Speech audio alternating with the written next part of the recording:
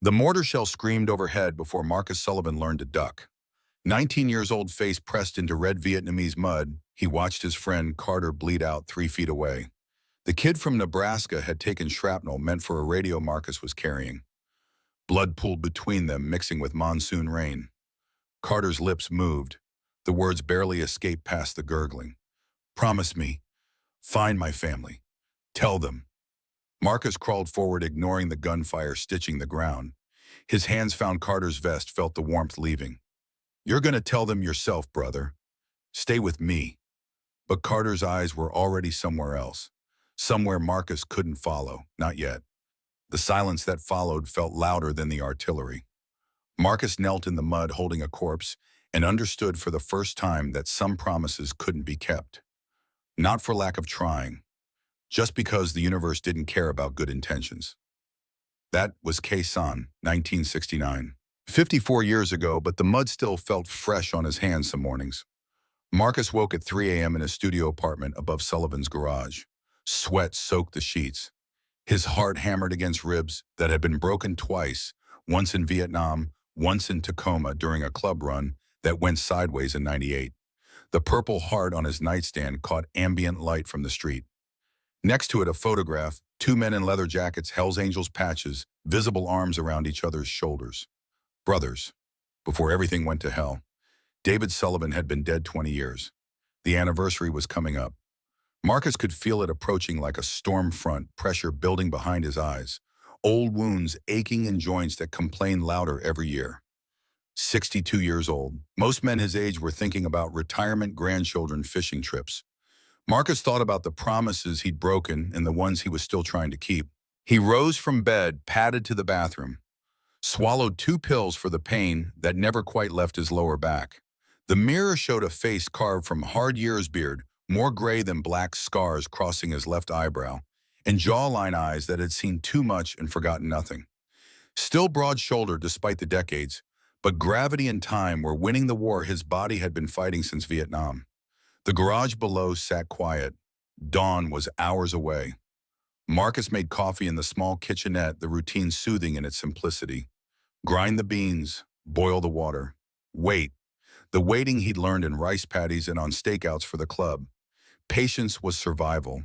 Impatience was how good men died. His phone showed missed calls from yesterday. Rachel Hayes, David's widow, Emma's mother. The woman who'd asked him no demanded that he stay away from them after David's funeral. 20 years of silence between them, broken only by birthday cards Marcus sent to Emma that he suspected Rachel threw away unopened. He deleted the voicemail without listening. Some conversations were better left for daylight, if they happened at all. The coffee burned his tongue. Good. The pain kept him present, kept the ghosts at bay. But they were patient, those ghosts. They'd learn from him. Morning came eventually. It always did. 200 miles south in a federal prison that smelled of disinfectant in decades of despair, Victor Cross walked free for the first time in 18 years. He moved slowly, favoring his left leg, where an old injury had never healed right. 68 years old. Most of those years spent in cages of one kind or another. The sun felt wrong on his face. Too bright, too honest.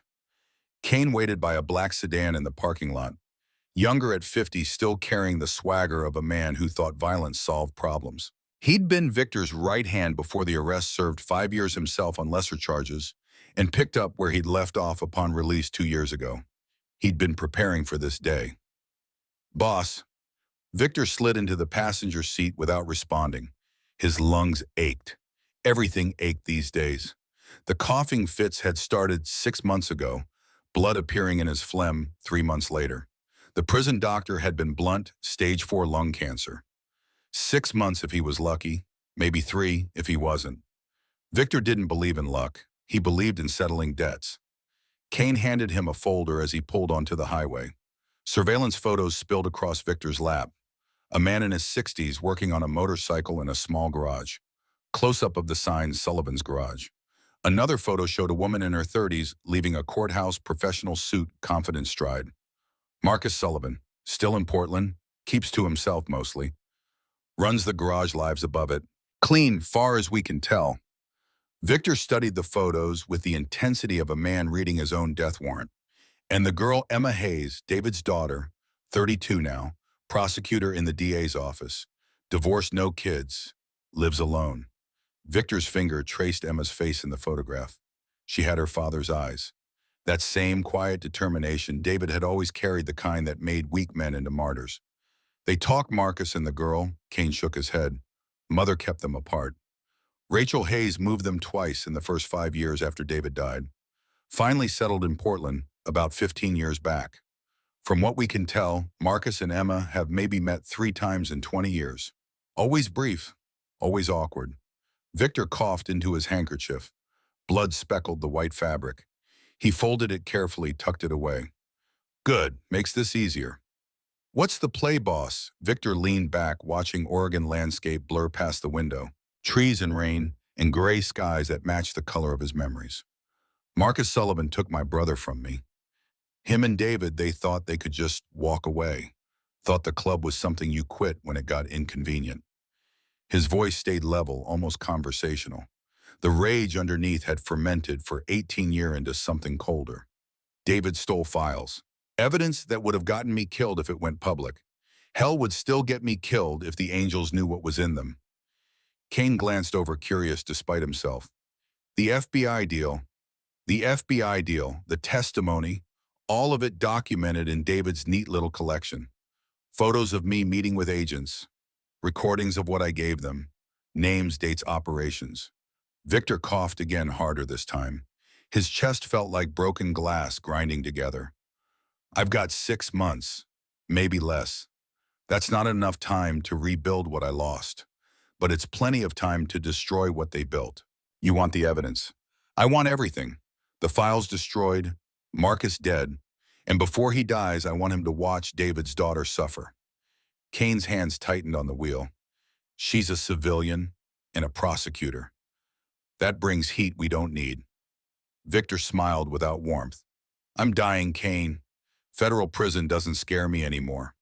Hell doesn't scare me. The only thing that matters is making sure Marcus Sullivan understands what he took from me. And how we doing that?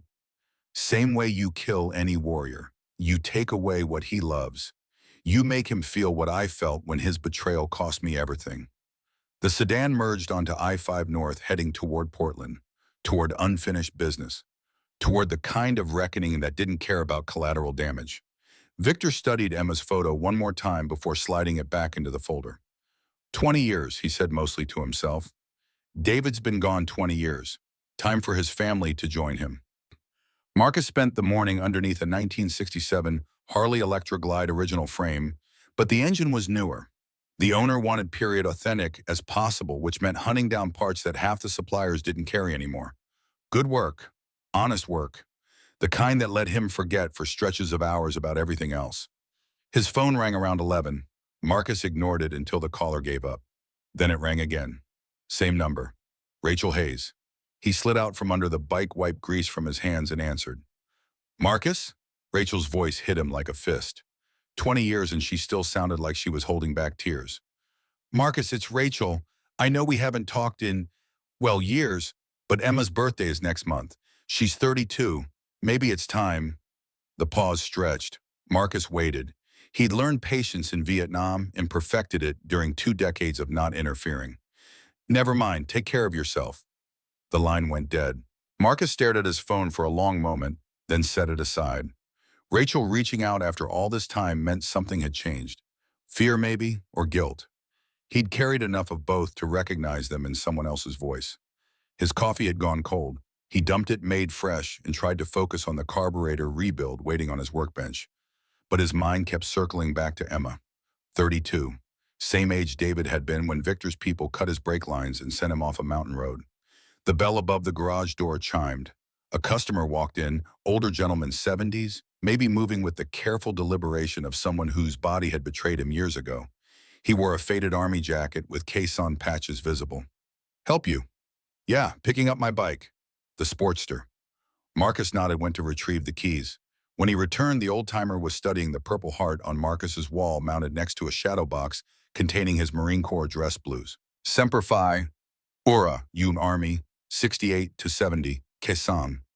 The air between them shifted. Recognition passed like electricity. Marines held that position, Marcus said quietly. Lost a lot of good men there. Lost a lot everywhere. The old-timer paid in cash, counted out carefully. As he was leaving, he paused at the door. You got family tank. Marcus blinked at the name. Nobody had called him that in years. His old club road name earned during a bar fight in Oakland, where he'd supposedly fought like a tank, slow but unstoppable. Had a brother once. Had. That's a heavy word. Heaviest one I know. The old-timer nodded like he understood everything Marcus wasn't saying. Well, if you ever want to talk about it, we got a group, Vietnam vets, meet Tuesday nights at the community center. Not much for talking. Neither were we, but turns out silence kills slower than bullets. Think about it. He left. The garage felt emptier after. Marcus returned to the Harley, but his hands weren't steady enough for precision work. He grabbed a beer from the mini fridge in his office, instead sat at his desk and stared at the photograph of him and David. Two young men who thought they'd found brotherhood in the Hells Angels, who believed the club's rhetoric about loyalty and family until they learned those words meant something different to men like Victor Cross. David had seen it first, always the smart one, the one who thought 3 moves ahead. He'd wanted out after meeting Rachel, wanted to build something clean for the daughter on the way. But leaving the Angels wasn't like quitting a job. Victor had made that clear. Marcus's phone buzzed, unknown number.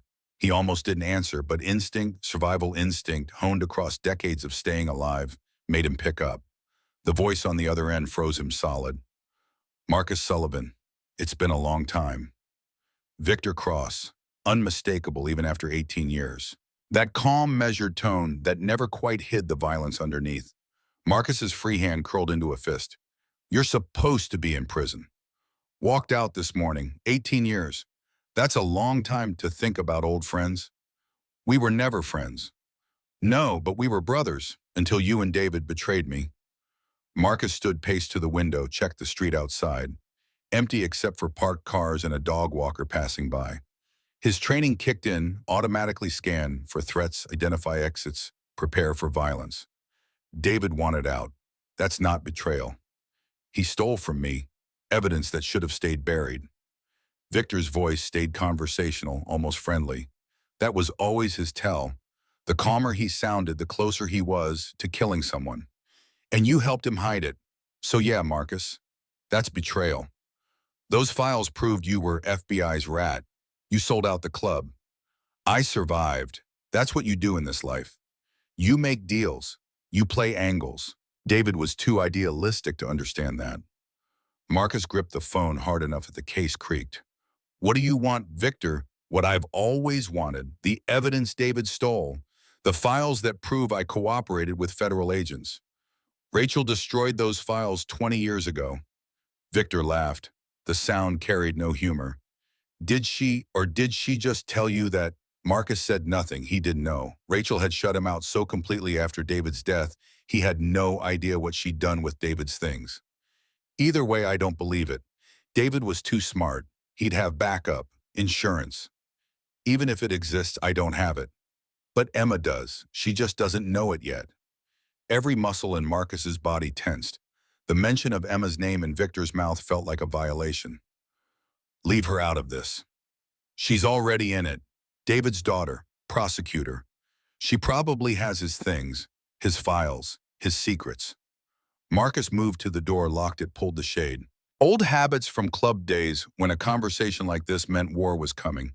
If you touch her, you'll what? You're 62 years old, Marcus, half crippled from that Tacoma run. The warrior you were, he's gone. You're just an old man now. Victor coughed on the other end, wet and rattling. He was sick. 2 weeks. Find the evidence.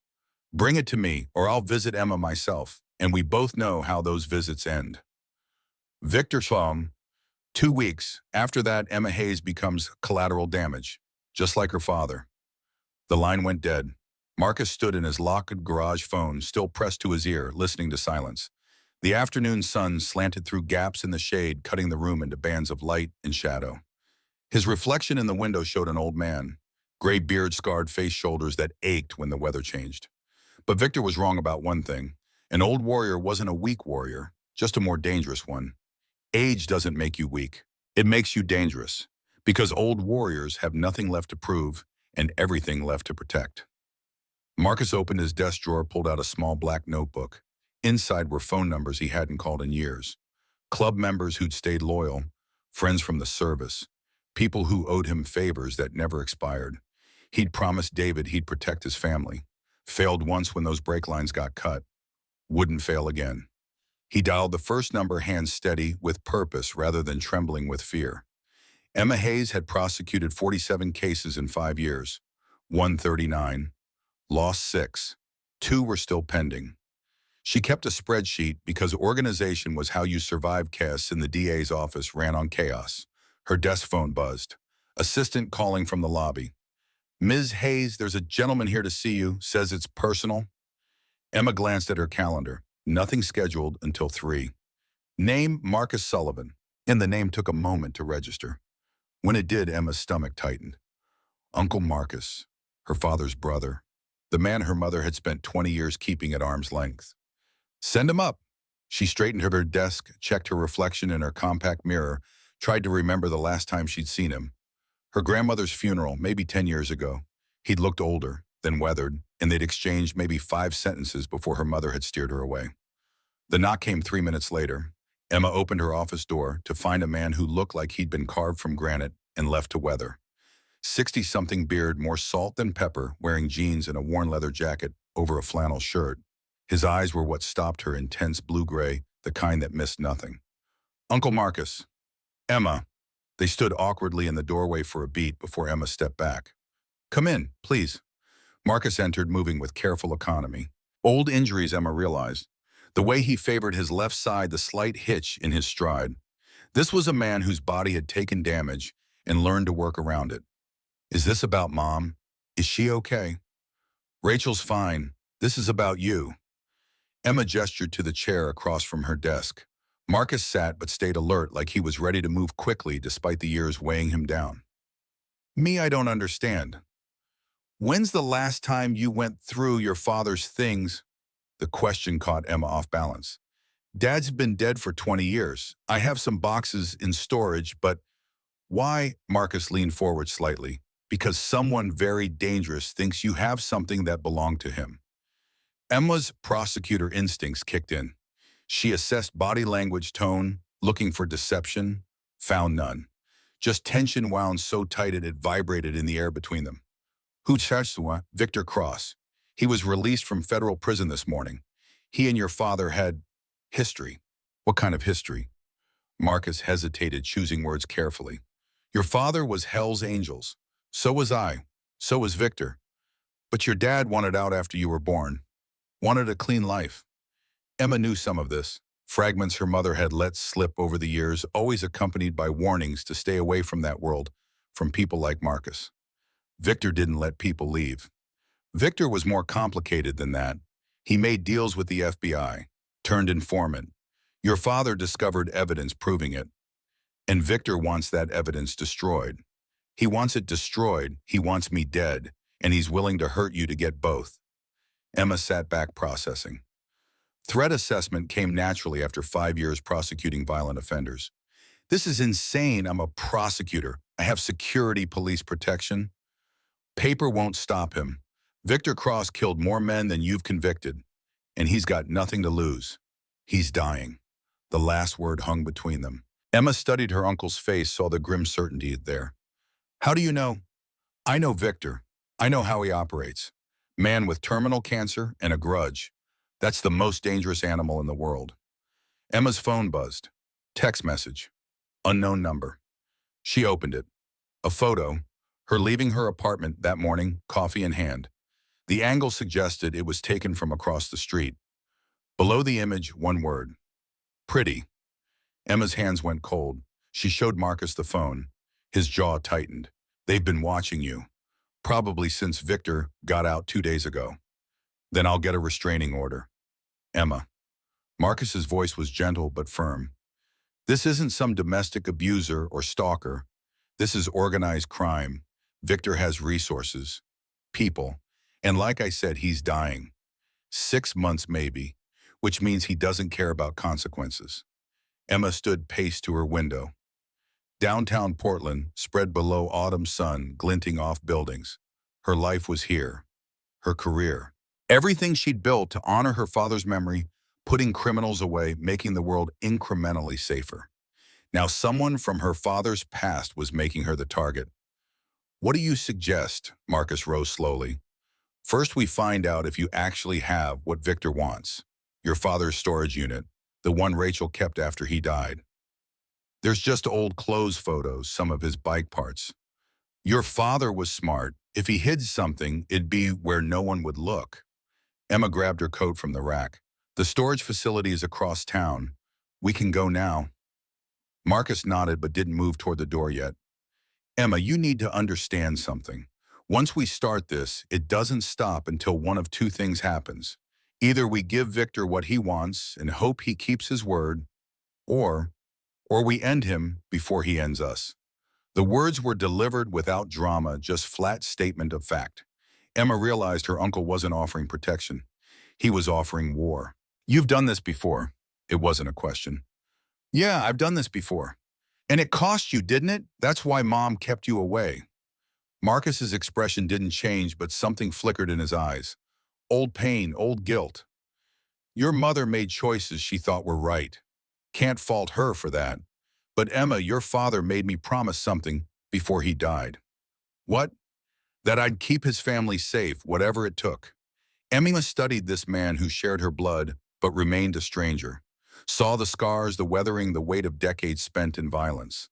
Also saw the steady determination, the competence, the absolute certainty that he would do what he said. Okay, let's go find out what Dad left behind. The U-Store facility occupied 3 acres of industrial wasteland on Portland's outskirts. Chain-link fence security cameras that looked functional units stretching in neat rows like metal tombstones. Emma and Marcus pulled up in his truck, an older Ford F-150 that smelled like motor oil and leather. The manager took some convincing. Emma's ID showed her as Emma Hayes, but the unit was registered to David Sullivan.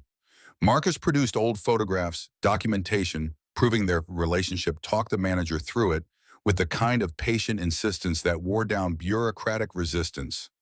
20 minutes later, they stood in front of Unit 247. The padlock was rusty. The door groaned when Marcus forced it up, revealing a space filled with shadows and dust motes dancing in the shaft of afternoon light. Emma stepped inside first. Cardboard boxes lined the walls, stacked with varying degrees of care. An old dresser sat in the corner, motorcycle parts scattered across its surface. The smell was musty, decades of sealed air and forgotten things. I haven't been here since Mom and I stored his stuff after the funeral. Emma's voice sounded small in the enclosed space. Marcus moved methodically, checking corners, examining boxes. His military training showed clear the space assessed the contents worked systematically. Look for anything labeled for Emma or important. Your father was deliberate about things like that. They worked in silence for minutes. Emma found photo albums, her father young and smiling, her mother radiant, both of them on motorcycles with the Hells Angels logo visible on their jackets. It felt like looking at strangers. She'd been 12 when he died, old enough to remember him, but young enough that the memories had blurred into impressions rather than clear pictures. Marcus pulled out David's old Hells Angels jacket. He held it for a long moment, fingers tracing the patches, the road name stitched across the back, Prophet. He hated that name, said it was ironic since he couldn't predict anything. Emma looked up from the photo album. What happened between you three? You, Dad, and Victor. Marcus set the jacket aside carefully like it might shatter. We were brothers once, real brothers in the club, since blood oaths, loyalty above everything. But Victor was using the club as cover for his own deals, drug running, gun trafficking. When the FBI came knocking, he made a deal, gave up names, operations, everything. And Dad found out. Your father discovered Victor was planning to throw everyone under the bus to save himself. He collected evidence. Proof Victor was FBI's rat. That's what Victor wants destroyed. If the Hells Angels knew what Victor did, they'd kill him. Slowly. Informants don't get mercy in that world. Emma processed this, fitting pieces together. So Dad used the evidence as insurance, threatened to expose Victor if he didn't let him leave the club. Exactly, but Victor didn't negotiate. He killed your father and made it look like an accident. Single vehicle collision, brake failure, no witnesses. Marcus's voice stayed level, but Emma heard the rage underneath. 20 years cold, but still burning. She returned to searching boxes. Near the back, partially hidden behind a stack of motorcycle manuals, she found it. Cardboard box smaller than the others, with her father's handwriting across the top, for Emma, when she's old enough. Marcus. He moved to her side immediately. Together they lifted the box, set it on the dresser. Emma opened it with shaking hands. Inside, a cassette tape recorder sealed envelope, small locked metal box. A note on top in her father's careful script. Emma read aloud, voice catching. Emma, baby girl, if you're reading this, I'm probably gone. I did something to protect you and your mom. Something that made dangerous people angry. I'm sorry for that. I wanted to give you a normal life. But if you're here, it means the past caught up anyway. The combination to the lockbox is your birthday plus mine. I love you forever. Dad. Tears blurred Emma's vision. She'd been 12 when he died. 20 years of growing up without him, of wondering what he'd think of her choices, of missing a relationship that barely got started. Marcus's hand rested briefly on her shoulder. Heavy grounding. Let's hear the tape. He'd come prepared, pulled a portable cassette player from his jacket pocket, decades old but functional. Emma inserted the tape with trembling fingers, pressed play. Static then, her father's voice filled the storage unit. Emma, baby girl, you're only 2 now, but I hope one day you're strong enough to hear this. Emma closed her eyes. His voice. She'd forgotten the timbre of it, the gentle certainty. I did something dangerous to protect our family. I took something from someone very bad. It's not a ledger like I told Victor. It's something worse for him. Marcus leaned forward, listening intently. Victor Cross thinks I stole financial records. But what I actually took was proof he betrayed the Hells Angels. Photos, recordings, documents showing he was FBI's informant. David's voice continued, explaining methodically. How he'd discovered Victor's deal. How he'd broken into Victor's house, copied files, documented everything. How he'd planned to use it as leverage to get out clean. Marcus, if you're there, and I know you will be, brother, the combination to the small box is Emma's birthday backwards. Use what's inside to keep them safe. The tape hissed, David's voice growing quieter. Rachel, I love you. I'm sorry I couldn't give you the peaceful life you deserved. And Marcus, I don't blame you for what's about to happen. You tried to warn me. You're the best brother a man could have. Take care of my girls. Silence. Then click. The tape ended. Emma wiped her eyes roughly. Marcus stood frozen, staring at the recorder like it might deliver more words if he waited long enough. He knew, Emma said. He knew Victor was coming for him, and David always knew. That's why he made the tape, why he prepared. Emma focused on the lockbox. Small metal combination lock on top. Her birthday, February 10th, 2003. Backwards, 3212. The lock clicked open. Inside, USB drive, photographs, handwritten journal. Emma spread them across the dresser. Marcus examined the photos first. My God. The images showed Victor Cross meeting with men in suits. Federal buildings in the background. One photo caught Victor handing over an envelope to someone, clearly FBI, the logo on his windbreaker visible even in the distant shot. The journal was worse. David's handwriting documenting dates, times, names. What Victor told the FBI, what operations he compromised, which angels ended up arrested or dead because of information he provided. Emma's prosecutor brain cataloged it automatically. This was evidence, admissible, devastating evidence of conspiracy and betrayal. This could still destroy Victor. Marcus nodded slowly. Could destroy what's left of his reputation. Get him killed by the club. Invalidate any protection deal he made with the FBI. Then why? Glass shattered. The storage unit window, small, high up, exploded inward. Something metal hit the concrete floor, rolled toward them. Marcus moved faster than a man his age should. Grabbed Emma, threw her toward the door. Out now! They hit the daylight running. Behind them, smoke billowed from the unit. Not an explosive. Tear gas. 3 motorcycles roared into the facility parking lot.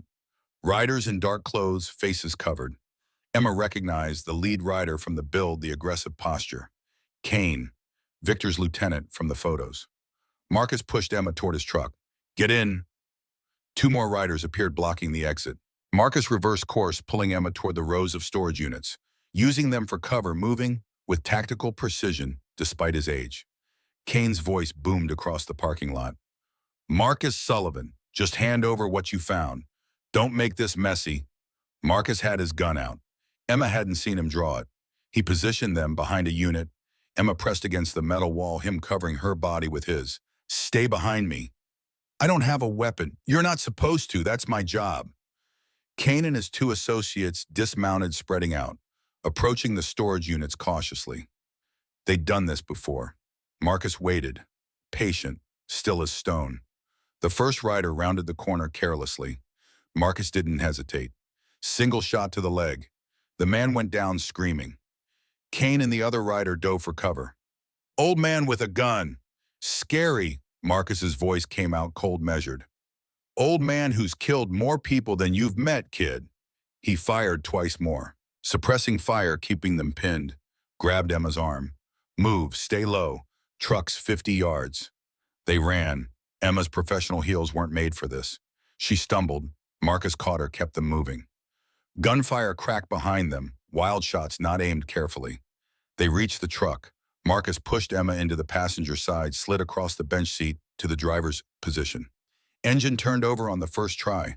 He threw it in reverse tires, screaming. Kane emerged from between units, weapon raised. Marcus didn't slow down. Hit the accelerator, drove straight at him. Kane dove aside the truck's bumper, missing him by inches. They burst through the facility gate, metal chain snapping. Marcus drove with one hand, checking mirrors, constantly taking corners fast but controlled. Years of experience showing. Emma's hands shook. She'd never been shot at before. Never had to run for her life. The adrenaline made everything feel sharp and unreal simultaneously. Where are we going? Somewhere public. Somewhere they can't corner us. Marcus pulled out his phone while driving, made a call one-handed. Carlos, it's Tank. Need you at 5th and Morrison. Now, bring whoever's close. He hung up, took another sharp turn. Who's Carlos? Old friend, still in the club. He owes me. Emma processed this. You're calling Hell's Angels for help. Not all angels are with Victor. Clubs have been fractured since his arrest. Carlos and his crew never forgave Victor for the FBI deal. They drove in tense silence. Marcus constantly checking mirrors, taking random turns, making sure they weren't followed. Finally pulled onto a main street near downtown. Busy. Witnesses. Harder to make a move. 3 motorcycles appeared, boxing Marcus's truck. Emma tensed, but Marcus relaxed slightly. It's okay. That's Carlos. The lead rider was massive. 6'4", probably 250, graying beard, leather vest covered in patches.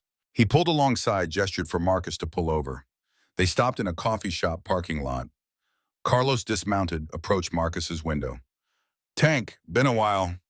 Too long, thanks for coming. Carlos's eyes shifted to Emma, back to Marcus. This David's girl, Emma Hayes. Emma Carlos Martinez. He and your father were close. Carlos's expression softened. Your old man was good people. Sorry for your loss. Emma nodded, not trusting her voice. Carlos leaned closer to Marcus. Heard Victor just got out yesterday, already making moves. Hit us at the storage facility, wanted the evidence David collected. Carlos whistled low. That evidence still exists. Thought Rachel burned it years ago. So did we. Turns out David was smarter than Victor gave him credit for. Carlos straightened, studied Marcus for a long moment. Victor's putting word out already. Wants you dead. Offering serious money. How much? 50 grand for the evidence. Another 50 for anyone who takes you out. Marcus absorbed this without reaction. That's generous of him. Every lowlife in 3 states will be hunting. You can't do this alone, brother. Can't risk starting a club war. This is between me and Victor. Then at least take this. Carlos handed over a satellite phone through the window. Secure line. Anything happens, you call. I'll come running. Appreciate it. Carlos's face grew serious. David was my friend. I owe him. And I owe you. Tacoma Run 98. You took a bullet meant for me. Marcus touched his left side unconsciously. The old wound. Ancient history. Not to me. You need anything at all, I'm there. After Carlos and his crew left, Marcus sat in the truck for a moment, breathing deeply. Emma realized he was in pain. The running, the adrenaline crash, old injuries protesting. You okay? I'm old. Being old hurts. Despite everything, Emma almost smiled. We need to tell Mom. She has to know what's happening. Marcus put the truck in gear. Yeah, that conversation's going to be fun. Rachel Hayes lived in a modest house on Portland's east side. Well-maintained yard, neighborhood watch signs, the kind of place where nothing dramatic was supposed to happen. Emma had grown up here after her father died, after they'd finally stopped running from city to city. Rachel opened the door before they reached the porch. One look at their faces told her everything she needed to know. Oh God, oh no. Victor got out. Inside, Emma explained while Marcus stood by the window watching the street, hyper-vigilant, always scanning for threats. Rachel listened to it all. Victor's release, the phone call, the attack at the storage unit with a growing expression of horror and resignation, like she'd known this day would come eventually. When Emma finished, Rachel sat heavily on the couch. I tried so hard to keep this away from you. Mom, you were 12 when your father died. Old enough to remember him, but too young to understand what he'd been involved in. I thought if I could just keep you away from Marcus, away from anything connected to the club, you'd be safe. Emma sat beside her mother. You've been lying to me my entire life. I was protecting you. Marcus turned from the window, voice quiet but firm. Rachel, she deserves the truth. All of it. Rachel looked at him with eyes full of 20 years of anger and fear, and grief. You want the truth, Emma, fine. Your father didn't die in an accident. Victor Cross had his brake lines cut. We knew it. The police knew it. But Victor had people everywhere, cops, judges, mechanics who wouldn't testify. She stood paced. Marcus was supposed to be with your father that night. They were meeting Victor together. Your dad was going to hand over the evidence in exchange for letting us leave peacefully. Emma's gaze shifted to Marcus. He'd gone very still. But Marcus was late, and by the time he got there, your father's car was already at the bottom of that ravine. The accusation hung in the air. Emma saw Marcus flinch, saw the guilt he'd been carrying for 2 decades written across his weathered face. You think I don't know? Marcus's voice was rough. You think I don't live with that every day? I blamed you, Rachel said, tears flowing now. For 20 years, I blamed you for not being there when David needed you most. Join the club. I've been blaming myself longer. Emma stood, positioned herself between them. Stop, both of you. This is exactly what Victor wants us turning in each other. But Rachel wasn't done. There's something else, something I never told you, Marcus. She wiped her eyes, took a shaky breath. You were late that night because I ruled you. An hour before the meeting. Begged you to stop David from going. Told you it was a trap. Marcus stared at her. You and David fought about it. He went anyway. And you were late getting to the meeting spot because of me. The revelation hung between them like smoke. I've blamed you for 20 years, but it was my fault. I got David killed. Marcus crossed the room slowly, stood in front of Rachel. I know. What I've always known, you called. David told me right before he left. Said you were scared, but he couldn't let you be scared the rest of your life. He had to end it. Rachel's legs gave out. Marcus caught her, eased her back onto the couch. You never blamed me. You were protecting your family. That's what we all were trying to do. David made his choice. Like a man. Like a father. Emma felt like the floor was shifting underneath her. 20 years of her mother's overprotectiveness, her insistence on keeping Marcus away, all stemmed from guilt Rachel had been carrying. We need to focus, Emma said, pulling them back to the present. Victor's out there. He's not going to stop. Marcus nodded, straightened. We have the evidence. We know what Victor wants. Question is what we do with it. Rachel looked up at him. Give it to him. Please, just give him what he wants, and maybe he'll leave us alone. He won't, Marcus and Emma said simultaneously. Marcus continued. Victor's dying. Cancer. 6 months if he's lucky. He's not interested in walking away. This is about revenge, about legacy, about making sure I feel what he felt when David's evidence destroyed everything he built. Emma pulled out her phone. Then we go to the FBI. We have evidence of Victor's cooperation with federal agents. Evidence he's been lying to them since his release. They'll bring him back in.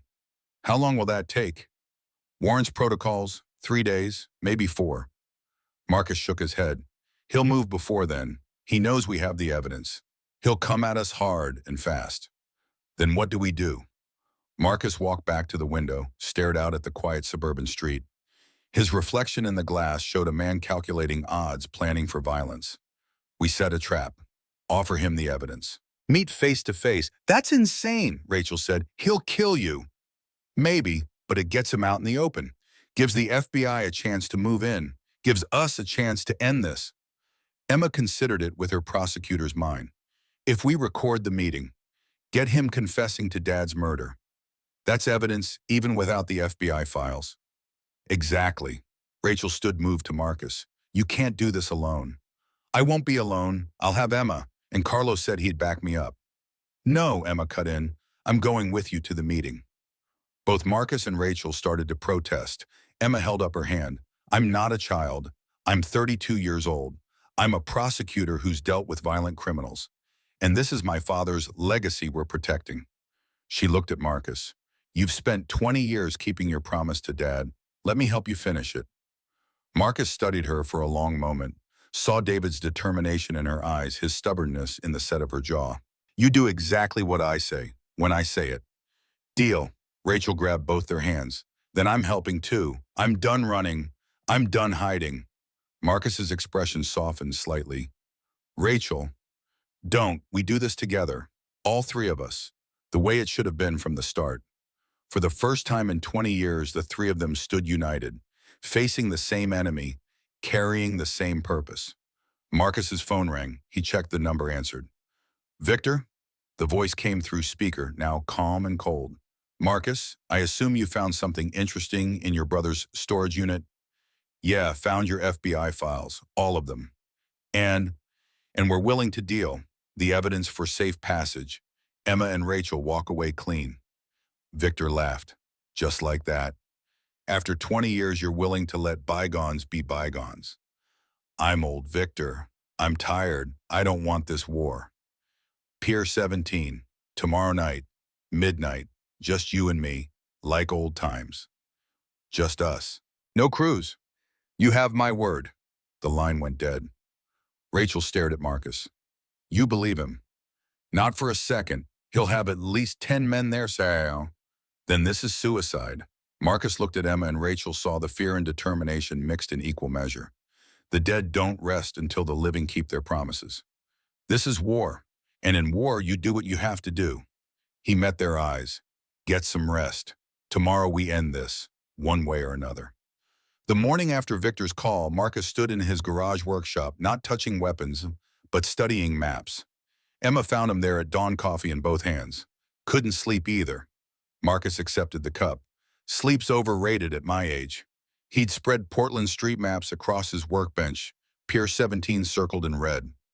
Approach routes marked in different colors, escape paths highlighted, sniper positions noted with X's. You're treating this like a military operation. Because it is one.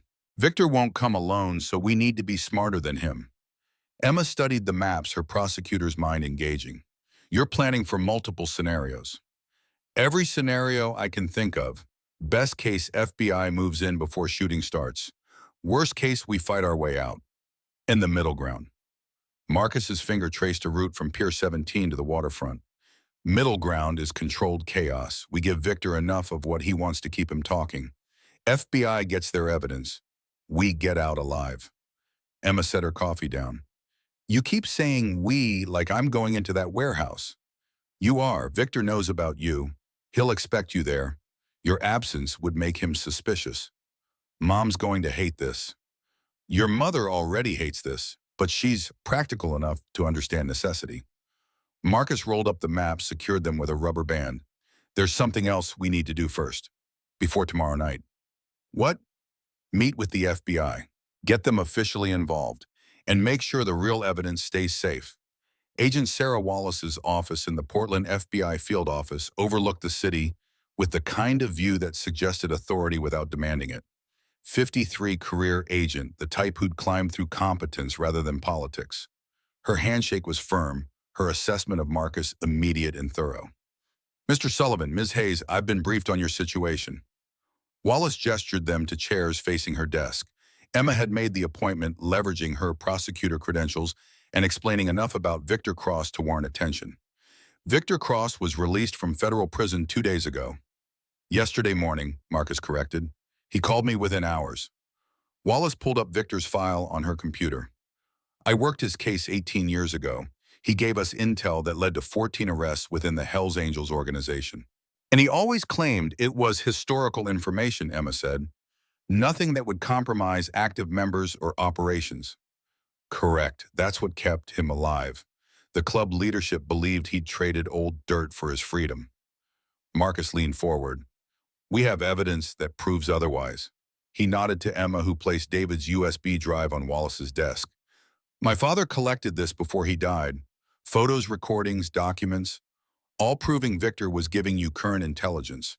Real-time betrayals. Wallace inserted the USB into her computer. Her expression shifted as files opened photographs of Victor meeting with agents, audio recordings, time-stamped and geotagged David's meticulous journal entries. This is extensive. David Sullivan was thorough, Marcus said. He knew what he was documenting could get Victor executed by the club. That's why he kept it as insurance. Wallace spent 10 minutes reviewing the evidence, occasionally making notes, her professional detachment unable to hide growing concern. If this becomes public, Victor Cross is a dead man. The Angels don't forgive informants, especially ones who lied about the extent of their cooperation. That's why Victor wants it destroyed, Emma said. It's not just about legal jeopardy, it's about survival. Wallace ejected the USB, held it carefully. You're giving this to the FBI. We're loaning it, Marcus corrected. Original stays with you, but we need something in return. Which is, Victor's expecting a meet tomorrow night, Pier 17 midnight. He thinks we're bringing the evidence to trade. Wallace's eyes narrowed. And you're planning to trap him. We're planning to end this. Question is whether the FBI wants to be there when it happens. Wallace stood paced to her window, watched Portland traffic crawl below. This is irregular. We'd need warrants, tactical coordination approval from multiple departments. You have 24 hours. That's not enough time. Then we go without you, Marcus said simply. But either way, this ends tomorrow night. Wallace turned back to them, weighing options with visible calculation. If I do this, and I'm not saying I am, it would be completely off the books. No official FBI presence. Just surveillance and support if things go wrong. Plausible deniability. I didn't say that. Emma leaned forward. Agent Wallace Victor Cross is dying of cancer. 6 months at most. He's got nothing to lose and 20 years of revenge motivating him. He's already threatened my family. Already attacked us at a public storage facility. She pulled out her phone, showed the surveillance photo Victor's people had sent. This was taken outside my apartment yesterday morning. He's escalating. If we don't stop him tomorrow, he'll just keep coming. Wallace studied the photo, her professional composure cracking slightly. All right, here's what I can do. She moved to her desk, began typing rapidly. I'll position a surveillance team near Pier 17. No visible presence, no direct intervention unless absolutely necessary. If Victor confesses to David Sullivan's murder on tape, we have probable cause for arrest. And if shooting starts, then tactical response moves in. But Mr. Sullivan, you need to understand something. She met his eyes directly. If you shoot first, if you escalate to lethal force without clear self-defense justification, the FBI can't protect you from prosecution. Understood. Wallace printed documents, slid them across her desk. This is a non-disclosure agreement. Everything we've discussed stays confidential. You can't mention FBI involvement to anyone, including Victor. Emma and Marcus both signed. Wallace took the USB drive, locked it in her desk safe. The original stays here. I'll have copies made for the surveillance team. You walk into that meeting empty-handed. Marcus nodded. This was what he'd planned anyway, the real evidence safe, a fake USB in his pocket. One more thing, Wallace said. Victor's medical records show aggressive stage 4 lung cancer. He's not expected to survive the next 3 months. That makes him extremely unpredictable. I know. Because in my experience, dying men with nothing to lose are the most dangerous criminals in the world. They don't negotiate. They don't compromise. They just burn everything on their way out. Marcus stood. Then we'd better make sure he burns alone. Back at Marcus's garage, Emma helped him prepare. Not weapons, those would come later, but contingencies. Phone numbers, backup plans, emergency contacts. Carlos needs to know the real plan, Emma said. Marcus pulled out the satellite phone. I'll call him tonight. Can't risk Victor's people intercepting regular calls. You trust Carlos? With my life, he's old school Angels from before Victor turned the club into a criminal enterprise. He and David were close. Emma watched Marcus work, saw the systematic approach, the military precision. Every action deliberate, every decision calculated. Where did you learn all this? The tactical planning, the operational security? Vietnam, then the club. Turns out guerrilla warfare and criminal operations have a lot in common. He looked up from his notebook. Your father was better at this than me. He could see patterns I missed. Think 3 moves ahead while everyone else was still on move 1. But he still died. Marcus's expression darkened. He died because I was late, because I let Rachel's fears slow me down, because I thought I had more time than I did. Emma moved closer. You've been carrying that guilt for 20 years. Yeah. What if I told you it's not your fault that Dad made his own choice, knowing the risks? Wouldn't change anything. Doesn't matter whose fault it is. What matters is that I wasn't there when he needed me. Emma took his hand, rough, scarred, strong despite the years. You're here now, for me, for Mom. That counts for something. Marcus looked at their joined hands, seemed surprised by the contact. Your father used to say that legacy isn't measured in years lived. It's measured in promises kept. Then let's keep this promise. Together. That evening, Rachel insisted on cooking dinner at Marcus's place. The 3 of them crowded into his small kitchen, domestic normalcy jarring against tomorrow's violence. Rachel made spaghetti, David's favorite, apparently. Emma set the table. Marcus opened a bottle of red wine that had been collecting dust in his cabinet. They ate in relative silence, each lost in their own preparation rituals. Rachel kept glancing at Marcus like she was memorizing his face. Emma pushed food around her plate without much appetite. Marcus ate mechanically, fuel rather than enjoyment. I've been thinking, Rachel said finally, about what happens after tomorrow.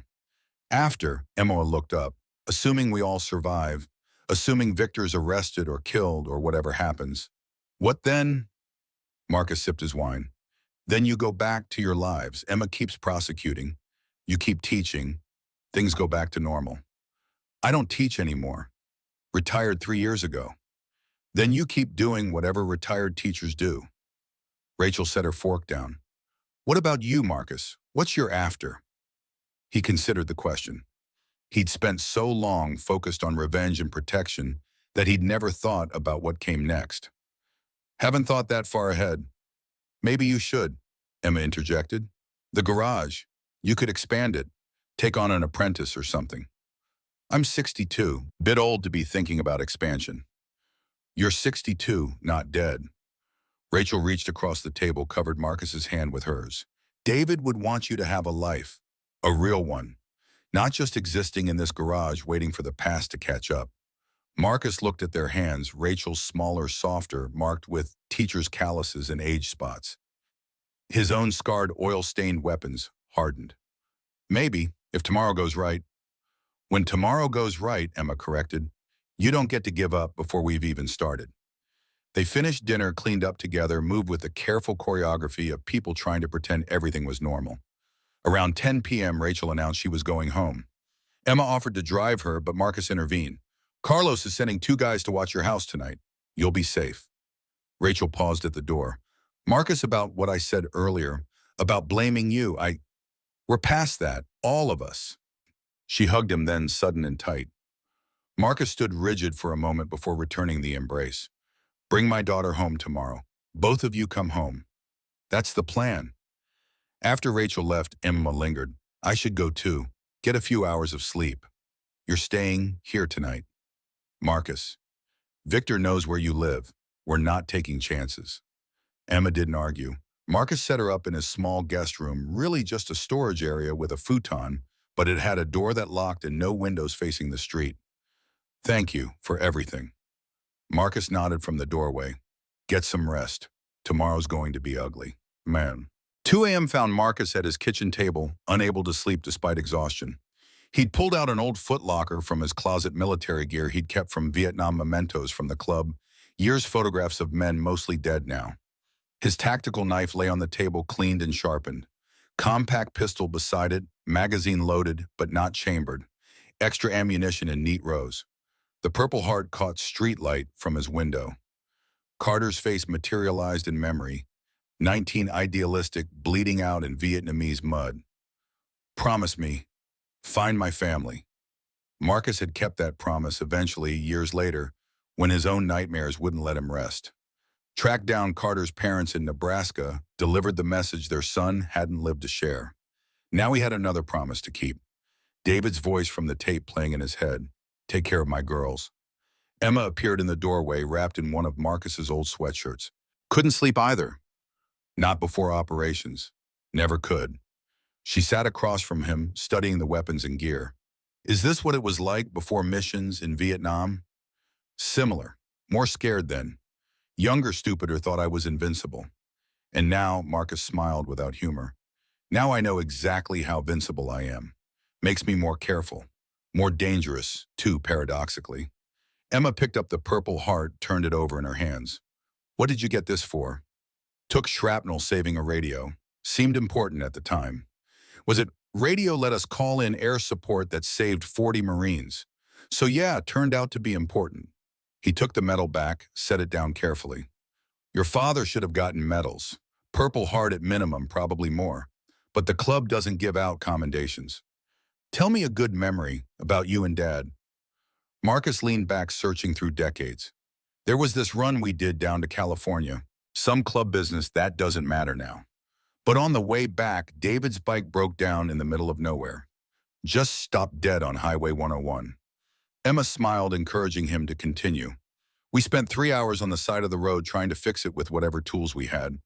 David kept insisting he knew what was wrong, but he was guessing. Finally, I just took over, found the problem, cracked fuel line, and jury-rigged to fix with duct tape and prayers. Did it work? Got us back to Portland. Barely. Bike died permanently about 2 blocks from the clubhouse. Marcus's expression softened with the memory. David bought me a beer that night, said I'd saved his ass more times than he could count. I told him that's what brothers do. Emma's eyes were wet. He was lucky to have you. I was lucky to have him. Best man I ever knew. They sat in comfortable silence. Outside, Portland slept. Inside, an old warrior and a prosecutor's daughter prepared for battle. Marcus, I'm scared. Good. Fear keeps you alive. Just don't let it paralyze you. How do you function through it? The fear. Marcus considered the question seriously. You compartmentalize. Put the fear in a box, lock it away. Focus on the mission. Training takes over. Muscle memory, repetition. You move because movement is survival. He met her eyes. But Emma, if something goes wrong tomorrow, if Victor gets the upper hand, I need you to promise me something. What? You run. You don't try to save me. You don't play hero. You run, you call Wallace, and you let the professionals handle it. I'm not leaving you. Yes, you are. Because that's the deal. I keep you alive. You stay alive. Promise me. Emma wanted to argue, saw the absolute certainty in Marcus's face and knew she'd lose. I promise. Good. Marcus stood, began packing gear away. Now get a few hours sleep. I'll wake you at 8. We've got prep work before tonight. Emma Rose moved to the doorway, then turned back. Uncle Marcus. Yeah. I'm glad Mom was wrong about you. You're not dangerous. You're just protective. Marcus's smile was sad. I'm absolutely dangerous, Emma. Just not to family. Morning came gray and cold. Marcus had slept maybe 90 minutes total combat naps stolen between planning sessions. Emma found him already dressed, coffee made, breakfast laid out, protein, carbs, fuel for what was coming. You're very domestic for a biker. Marines taught me routine. Routine keeps you sane when everything else is chaos. They ate in silence. Emma's phone buzzed repeatedly, texts from her assistant, asking about case files from Rachel, asking if she was okay from Carlos, confirming tonight's backup positions. Marcus's satellite phone remained silent. He'd brief Carlos this afternoon after final preparations. We need to talk about the USB drive, Emma said. Marcus retrieved a small device from his pocket, identical to David's original. Dummy drive, filled with junk files that look legitimate if Victor checks before plugging it in. but nothing incriminating, nothing he can use. The real evidence. With Wallace, locked in FBI custody. Victor thinks he's getting the original. He's getting a decoy. Emma smiled. Dad would have been proud. That's exactly the kind of misdirection he'd use. Learn from the best. Marcus's phone rang, not the satellite, his regular cell. Unknown number. He answered on speaker. Sullivan. Heavy breathing, then a voice Marcus recognized. Victor. Morning, old friend. Just checking in, making sure we're still on for tonight. Midnight, Pier 17.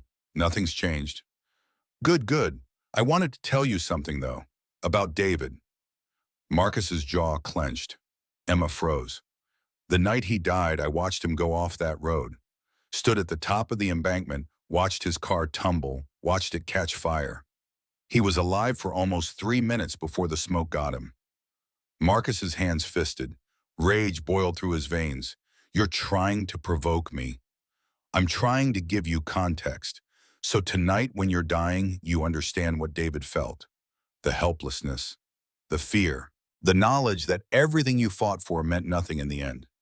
See you at midnight, Victor. Marcus ended the call before his voice betrayed the fury coursing through him. Emma saw his expression. He's trying to get in your head. I know.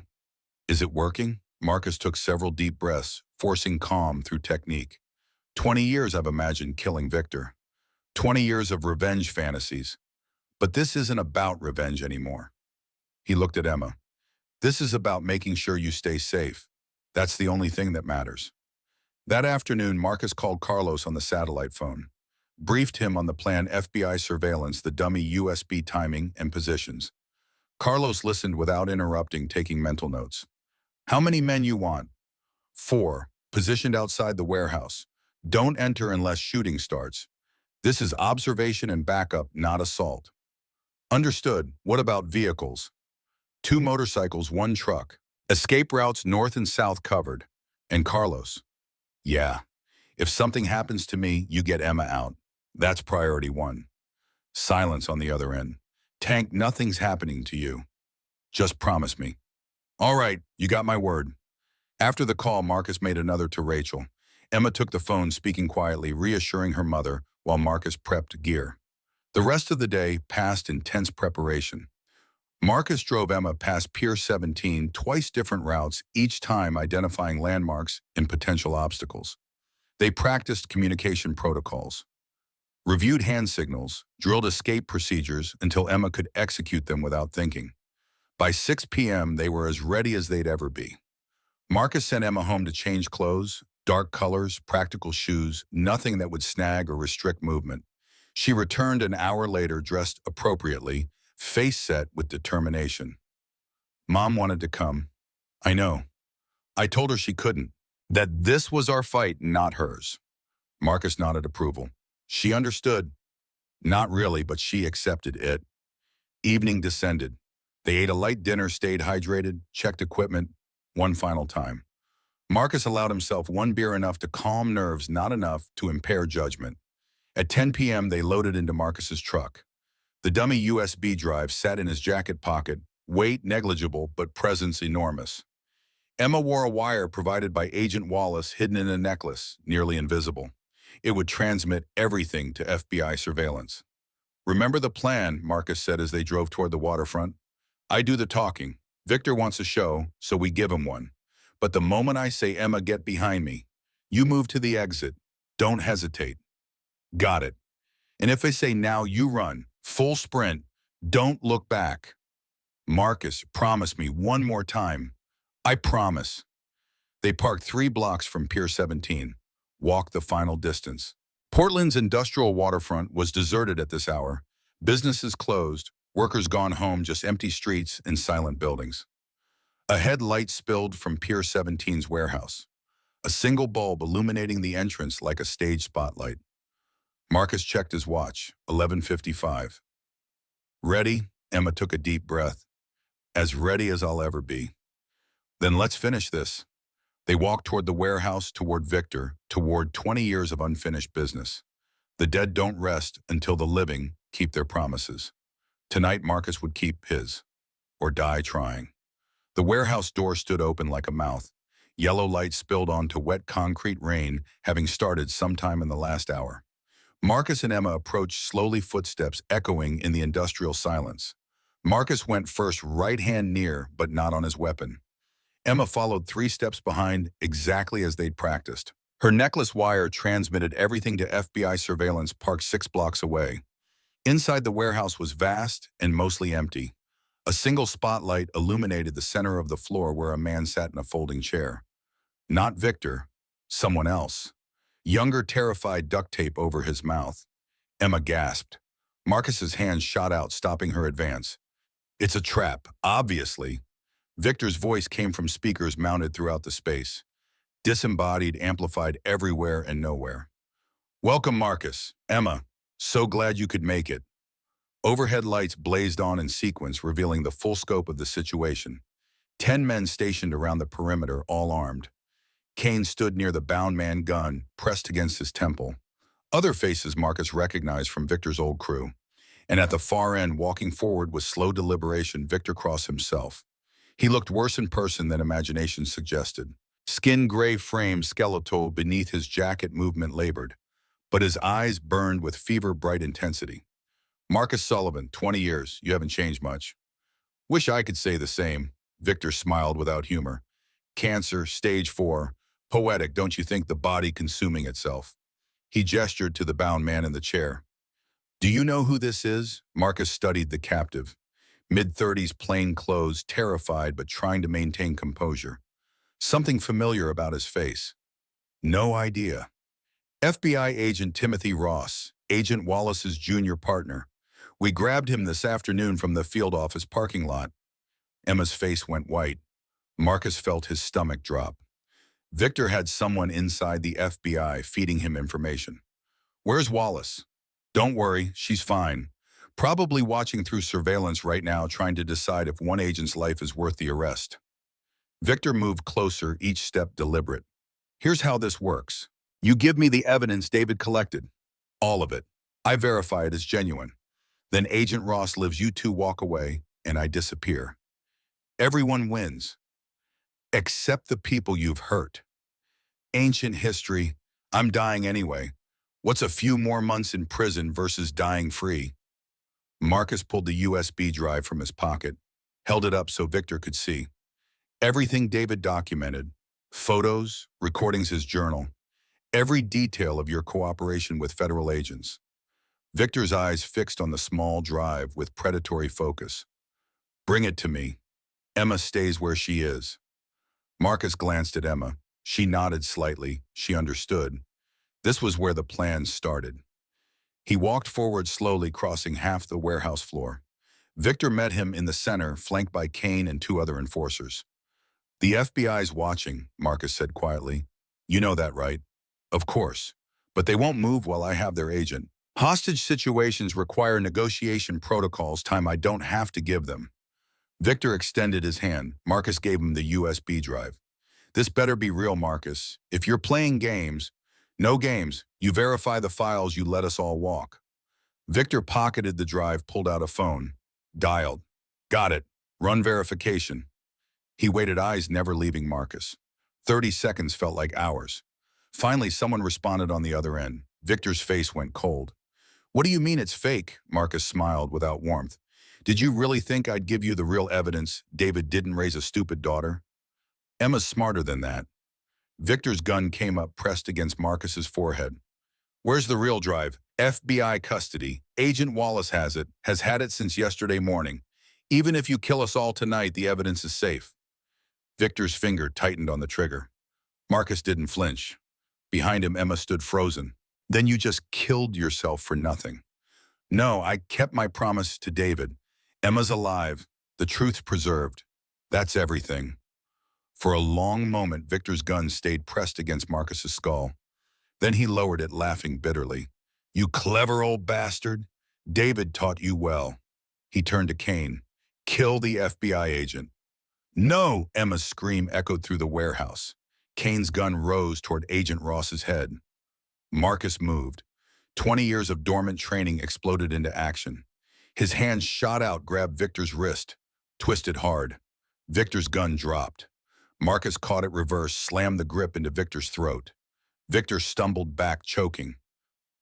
Hell broke loose. Marcus dove for cover as gunfire erupted. Emma ran toward the exit exactly as planned. Kane turned his gun from Agent Ross to Emma Marcus, shot him twice center mass. Kane went down. Victor's men opened fire. Bullets stitched the concrete floor. Marcus rolled behind a steel support pillar, returning fire covering Emma's retreat. The warehouse doors crashed open. Not FBI Carlos and 4 Hells Angels weapons drawn. Tank down, Marcus dropped. Carlos's shotgun boomed, taking out 2 of Victor's men. The Angels spread out tactical precision matching any military unit. The FBI agent Ross was trying to free himself, hands bound, terrified but focused. One of the Angels reached him, cut his restraints. "Get out, FBI's coming!" Sirens wailed outside. Red and blue lights strobed through broken windows. Victor was crawling toward the back exit, blood trailing from his throat where Marcus had struck him. Marcus pursued, reloading on the move. "Marcus, let him go," Emma's voice from the exit. But Marcus couldn't. 20 years of rage and guilt drove him forward. David's face in the car fire. Carter dying in the mud. All the promises broken and kept. Victor reached the back door, stumbled outside onto the dock. Rain hammered down cold and cleansing. Marcus followed, gun raised. They stood on the dock, warehouse chaos behind them, dark water below. Victor leaned against a railing, coughing blood, dying, but not dead yet. "Go ahead, finish it." Marcus's gun didn't waver. "FBI will arrest you. Cancer will kill you. Either way, you lose." Then why hesitate? Marcus thought about David, about Emma watching from the warehouse, about the kind of man his brother had wanted him to be. Because revenge is just grief wearing armor. But justice is love protecting what remains. He lowered his gun. "I'm not killing you, Victor. That would make me just like you." Victor laughed wetly. "Then you've already lost. Because I'll never stop coming. Even from a hospital bed, even on my deathbed, I'll send people after Emma. After Rachel. I'll haunt you until the day you die." "No, you won't." Marcus turned to leave. Victor lunged, knife appearing from his jacket. Marcus spun back, muscle memory from Vietnam kicking in, deflect, control, neutralize. They grappled. Victor was weak but desperate. His knife slashed Marcus's forearm, drawing blood. Marcus twisted, throwing Victor off balance. Victor stumbled backward, hit the dock railing. The wood was old, rotted. It gave way. Victor fell. 20 feet to the icy Willamette River. Marcus watched him hit the water, watched him struggle, briefly, watched the current grab him. Victor surfaced once 50 feet downstream. Raised his hand, whether in surrender or drowning, Marcus couldn't tell. Then the water took him. Marcus stood at the broken railing, breathing hard, blood dripping from his arm. FBI agents swarmed onto the dock, Agent Wallace in the lead. "Sullivan!" "Where's Victor?" Marcus pointed at the dark water. "He fell. Current took him. We'll send divers." "Won't find him. November water that current. He's dead in 5 minutes, even if he didn't drown immediately." Wallace studied Marcus's face, saw the blood, the exhaustion, the relief. "You defended yourself." "He attacked with a knife. I deflected. He lost his balance." It wasn't quite true, but it wasn't quite a lie either. "Can you prove that?" Marcus gestured to Emma, who'd appeared on the dock. The wire in her necklace had recorded everything. Every word, every sound. It's all on tape. Wallace nodded slowly. "Then I guess that's how it happened." 4 days later, Victor Cross's body washed up near Suvi Island. Coroner ruled it drowning, complicated by advanced lung cancer. Estimated time of death placed it within minutes of hitting the water, just as Marcus had predicted. The funeral was small, just Kane and 2 other angels who'd survived the warehouse. No one else cared enough to attend. Marcus didn't go, neither did Emma or Rachel. The dead man had no claim on their grief. Instead, they gathered at David's grave for a memorial of their own. 20 years after his death, the truth finally revealed. Agent Wallace had held a press conference, announced that new evidence had emerged in the David Sullivan case, officially changed the cause of death from accident to homicide. Victor Cross named as the primary suspect, deceased before charges could be filed. The Angels National Chapter issued a statement condemning Victor posthumously, stripping him of all honors and membership. His name would be erased from club records, forgotten deliberately. Rachel knelt at David's grave, placed fresh flowers. It's done, David. Finally, our daughter's safe. Marcus kept his promise. Emma touched the headstone. I wish I'd known you better, Dad. But I know you through Uncle Marcus, through the legacy you left, the evidence you collected, the family you protected even after you were gone. Marcus stood apart silent, letting the women have their moment. But Emma called to him. Uncle Marcus, come here. He joined them in the grave. Rachel took his hand, Emma took the other. The three of them connected by blood and tragedy and hard-won peace.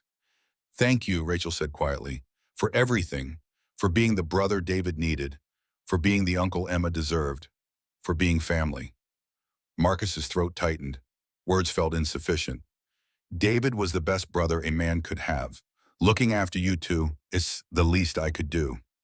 They stood together in the afternoon sun, rain clouds having cleared overnight. Portland spread below them, the city David had loved, where he'd tried to build a clean life for his family. Emma broke the silence. I've been thinking about the garage. Marcus looked at her. What about it? Sullivan's garage is good, but Sullivan and Hayes Automotive is better. Rachel smiled. David would love that. Wait, Marcus said. You want to work in a garage? You're a prosecutor. I was a prosecutor. But after everything that's happened, putting people in cages doesn't feel as righteous. Maybe it's time to build something instead. She squeezed his hand. You can teach me. About motorcycles, about business, about everything Dad wanted to share. If you're interested.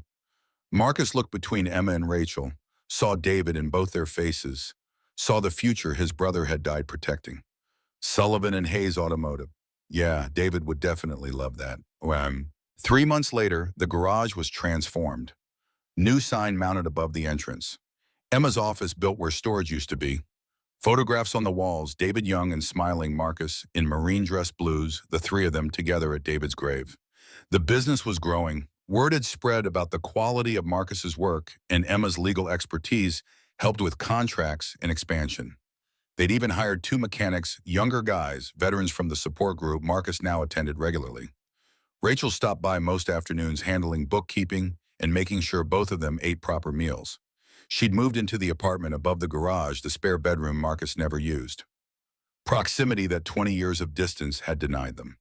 Carlos came by weekly checking on Marcus, bringing news from the club. The Angels were changing slowly, cleaning out corruption, returning to the brotherhood that had attracted Marcus and David decades ago. Emma was underneath a Harley-Davidson when her phone rang. She slid out, answered with grease-stained hands. Emma Hayes. Ms. Hayes, this is Agent Wallace. Do you have a minute? Emma stepped outside where reception was better. Of course, what's going on? Just wanted to give you an update. The evidence your father collected led to 14 more arrests, corruption stretching back 20 years. Your dad's documentation was meticulous. He was always thorough. He was a hero, Ms. Hayes. His work has dismantled criminal networks across 3 states. Emma felt tears prick her eyes. Thank you for telling me that. Also, there's something else. The FBI wants to recognize his contribution officially. Civilian commendation, posthumous, of course. Your mother would receive it. She'd be honored. After the call, Emma found Marcus in his office reviewing invoices. That was Wallace. Dad's getting recognized by the FBI. Posthumous commendation. Marcus leaned back in his chair. He deserves more than that, but it's a start. She also said his evidence led to 14 more arrests. David always did finish what he started, even from the grave. Emma sat on the edge of his desk. Do you think he'd be proud of what we've built here? Marcus looked around the garage, clean, organized, thriving.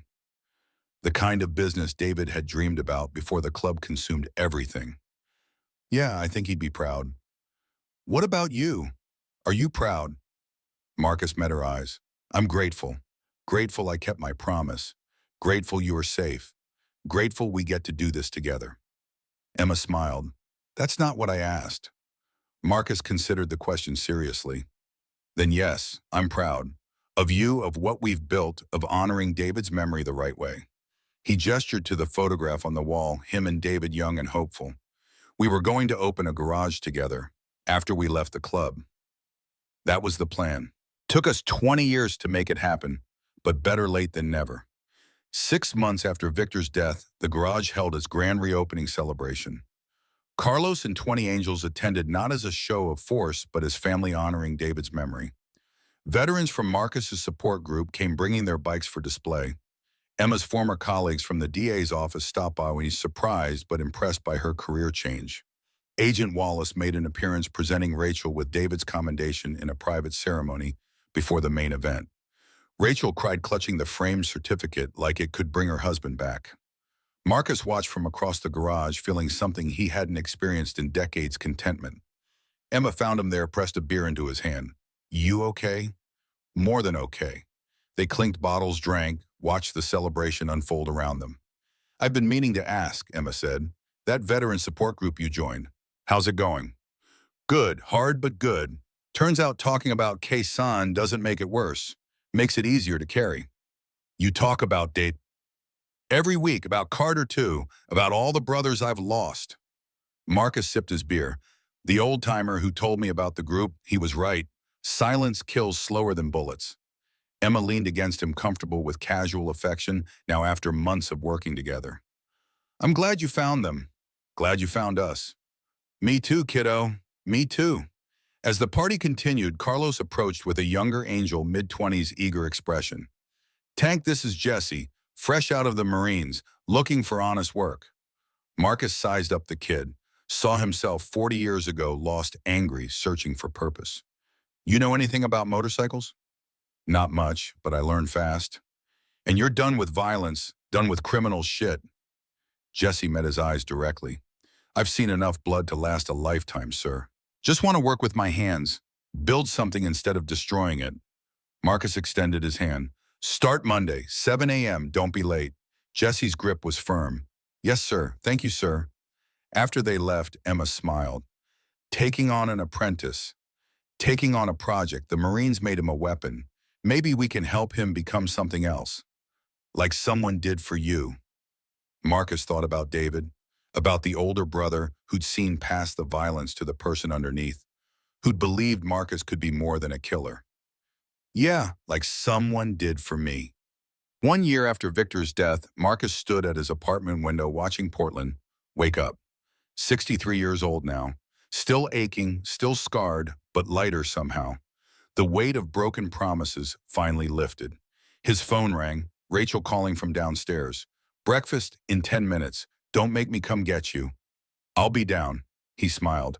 Rachel's cooking had become a daily ritual, the three of them eating together before the garage opened. Family dinners that David would have loved. Marcus' dress caught his reflection in the mirror. Still looked like hell, gray beard, scarred face, the weathering of hard years.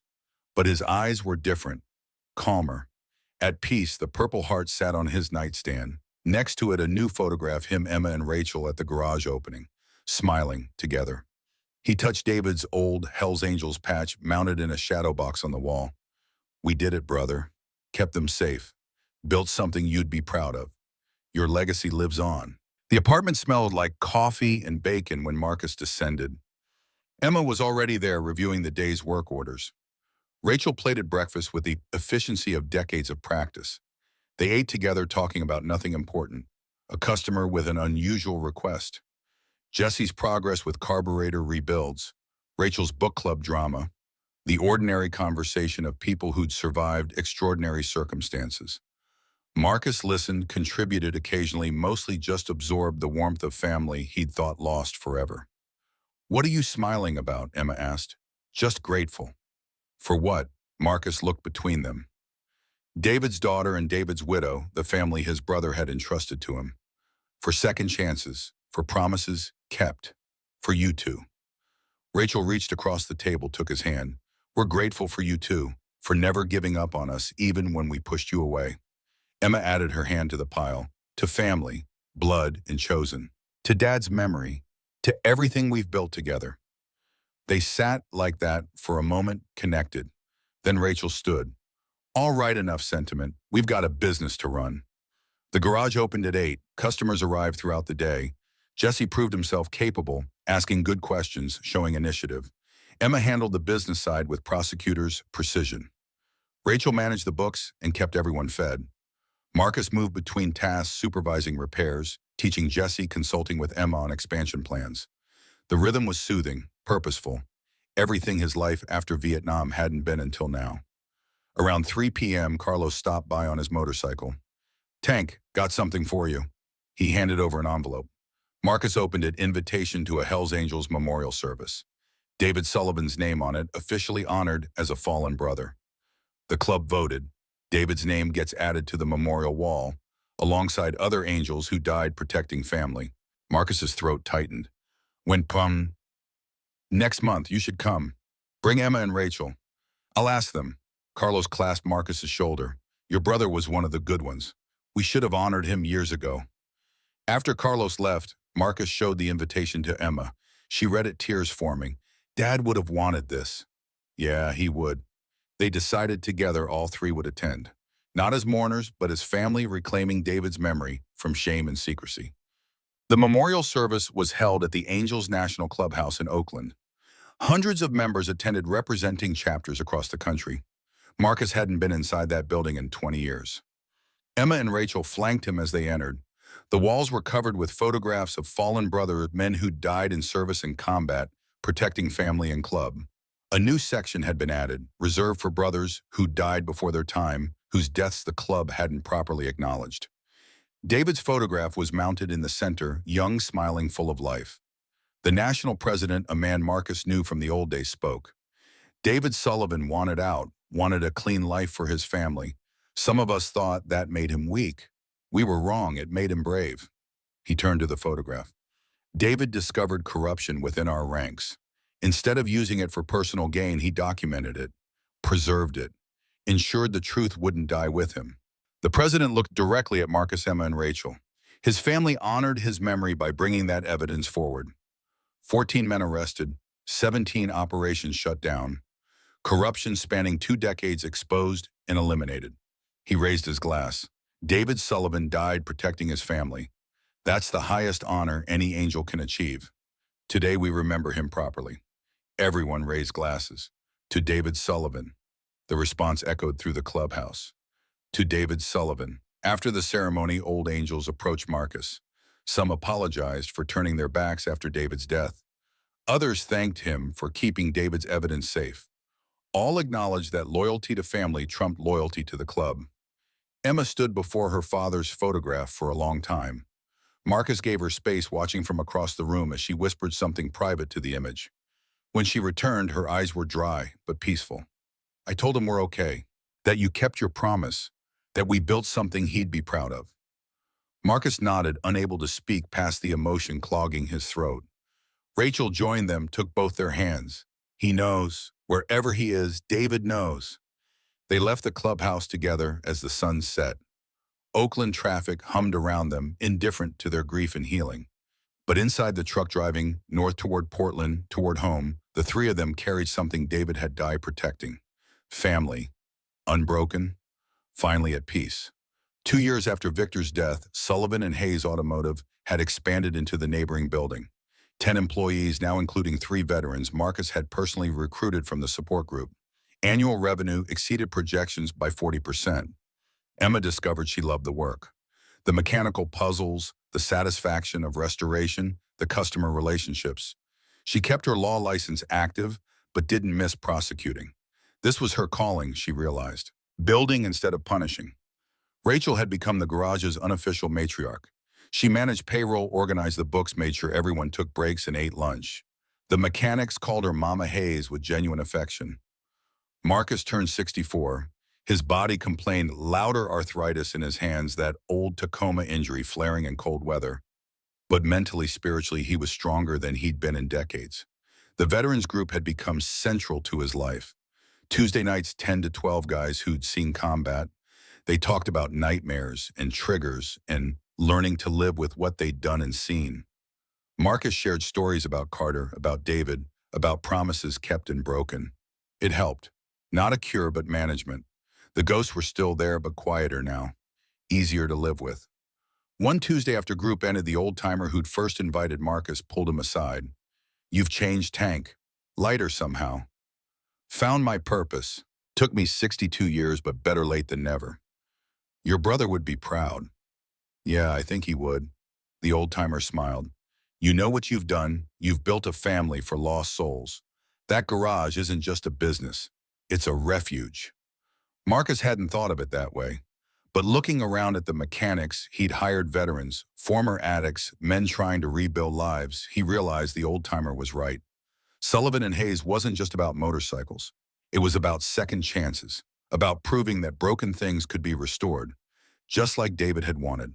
5 years after Victor's death, Marcus stood at David's grave on what would have been his brother's 58th birthday.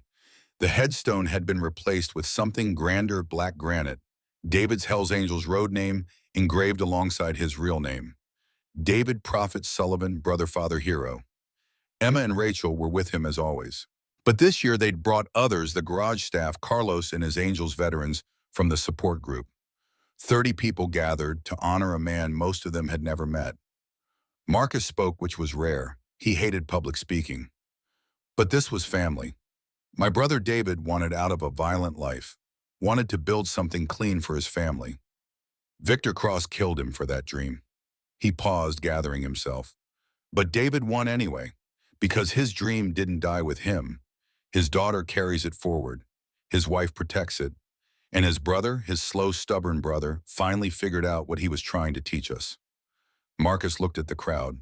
That family isn't just blood. It's the people who show up, who protect each other, who build something together worth defending. He placed his hand on the headstone. Sullivan and Hayes Automotive employs 15 people now. 13 of them are veterans trying to rebuild their lives. Every single one is family. That's your legacy, David. Not the evidence you collected, not the corruption you exposed, but the family you inspired us to build.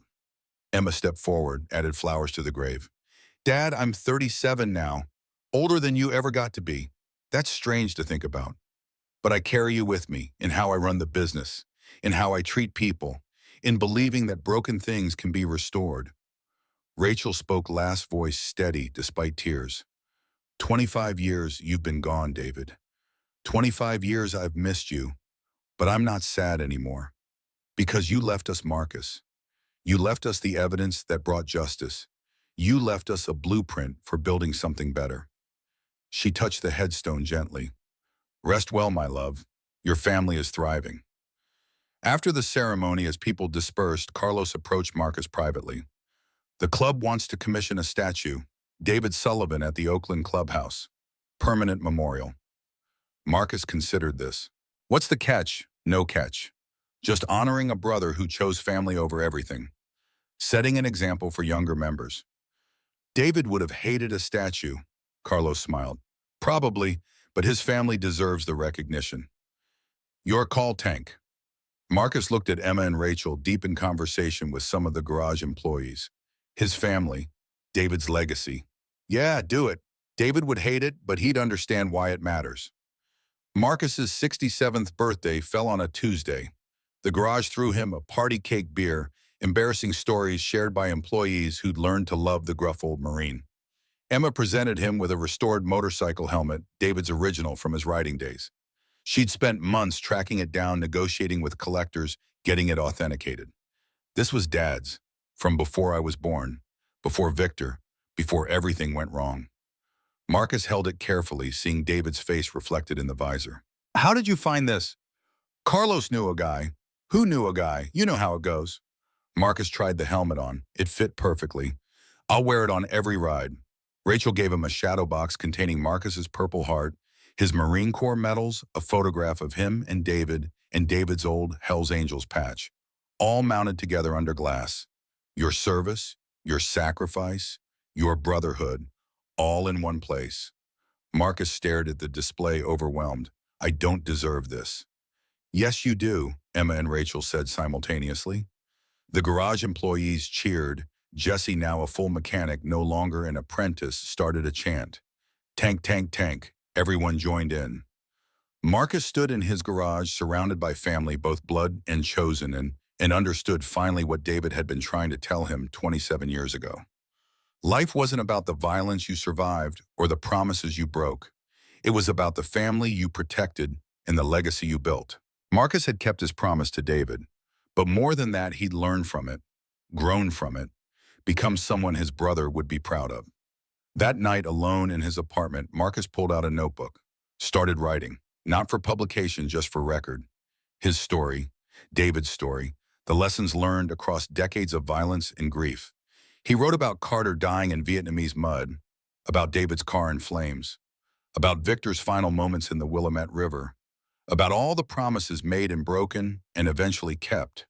But mostly he wrote about family, about Emma learning to rebuild engines, about Rachel finding peace after 25 years of fear, about the veterans he'd hired who were learning that broken things, including themselves, could be restored. The dead don't rest until the living keep their promises. Marcus had kept his, and in doing so he'd built something David would have loved, something worth living for, something worth the 67 hard years it took to achieve. He set down his pen, looked out at Portland, light stretching into darkness. Thought about David up there somewhere watching. "We did good, brother. Your family's thriving. Your dream's alive. You can rest now." We all can. Marcus closed the notebook, turned off the light, and slept better than he had in 5 decades. Dreamless, peaceful, finally home.